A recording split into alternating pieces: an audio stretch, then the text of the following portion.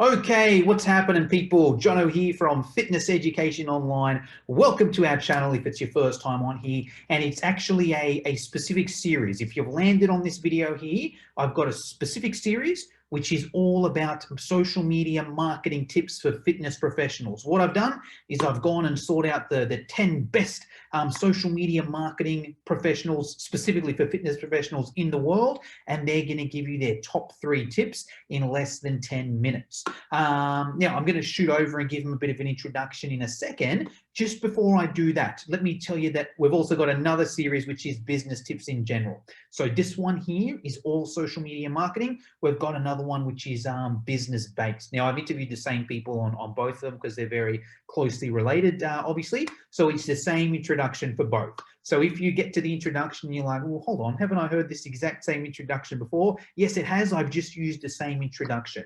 You could call it, I don't know whether it's lazy on my behalf or it's just smart or time efficient on my behalf. I like to call it smart and time efficient. You can call it what you want. But anyway, let me introduce this week's guest. What's happening, people? Jono here from Fitness Education Online. Super excited to give you the latest episode of our show, How to Get Clients for Your Personal Training Business. If you're new to the channel, long story short, we post a whole heap of videos to help fitness professionals grow their fitness business. So I recommend subscribing if you don't already. This particular series here, what I do is I interview a different expert in the fitness business space, and they give their 3 biggest tips in 10 minutes or less on what you can do to grow your fitness business. Now, this week I've got an absolute rock star. He's probably the best fitness business coach in Australia and probably one of the best in the world as well. He's done it all. He runs a successful CEC company, FTI. He runs a successful fitness business coaching company, The Game Changers. He's run multiple successful fitness studios across Sydney. He used to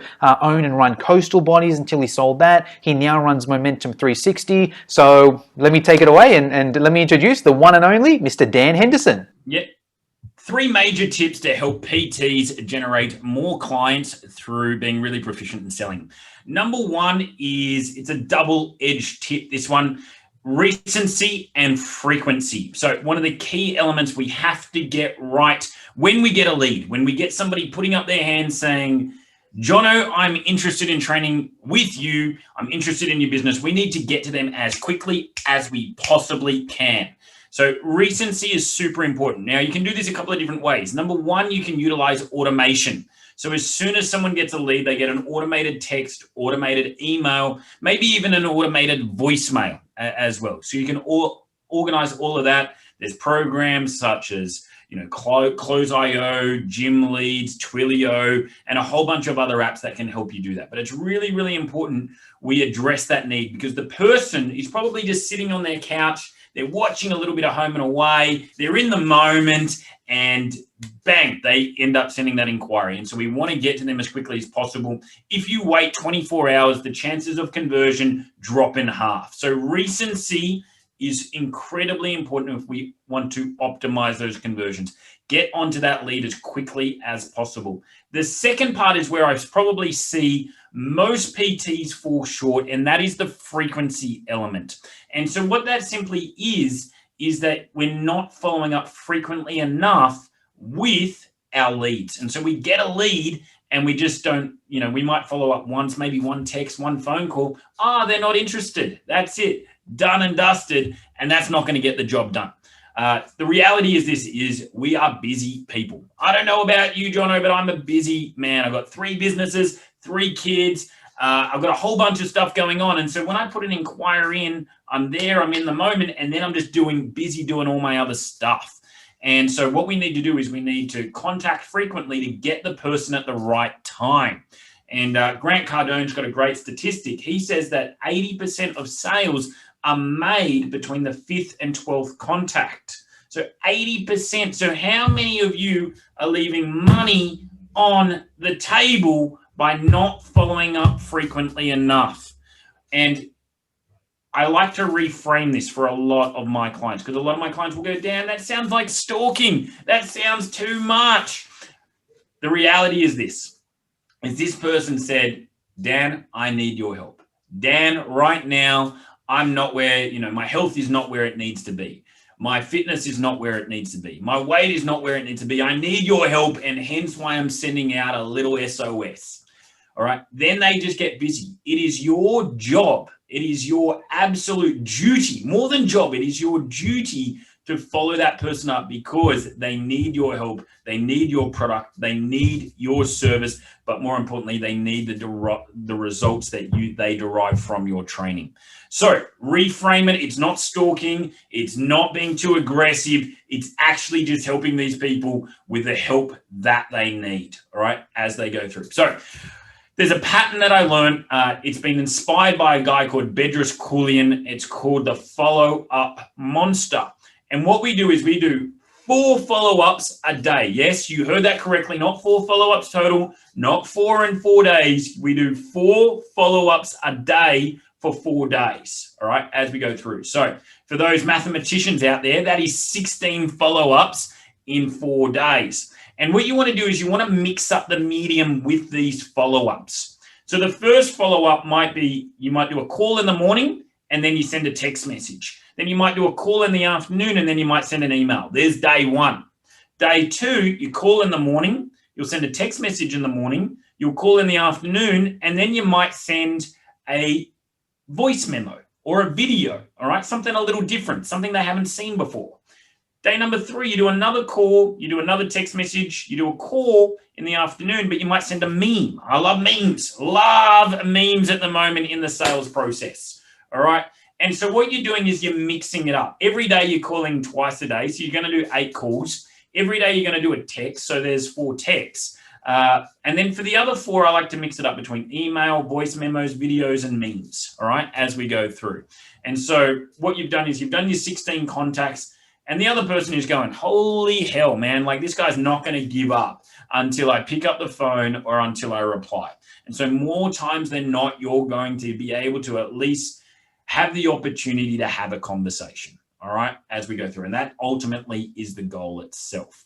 So we've scripted all of this out. Everything has a very clear script in terms of those follow-ups, but you want to have your own system, your own, so you don't have to recreate the wheel every time, and it's quite easy to do so. And you can use a lot of automation to help you out with that. So there's the first tip, Jono: recency, frequency. Tip number 2 is this, my man, and this is absolutely revolutionize the way that we do sales in our companies, is really understanding that people love to buy but hate to be sold to. All right, so people love to buy but hate to be sold to. And so a lot of the time when you would have experienced it yourself, you pick up the phone and you hear a salesperson on the other line, you're like, oh, here we go, this guy's about to get into his pitch, and brace yourselves, all right, as we go through. And that's not ideal. That's not how we want people feeling when we actually get the opportunity to speak to them. So what I like to do is I like to frame the conversation, and what we teach is frame the conversation at the very, very beginning so we can lower those walls so people are not averse to having that sales conversation with you. So they're actually going to be open and you can actually have a meaningful dialogue. So how do we do that? All right.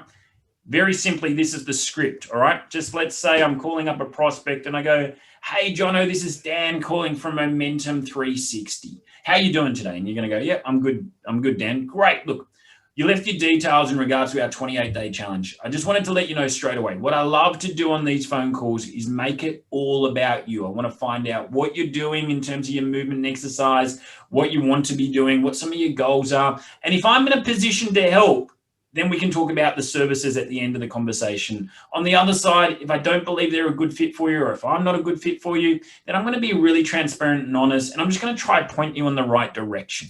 How does that sound?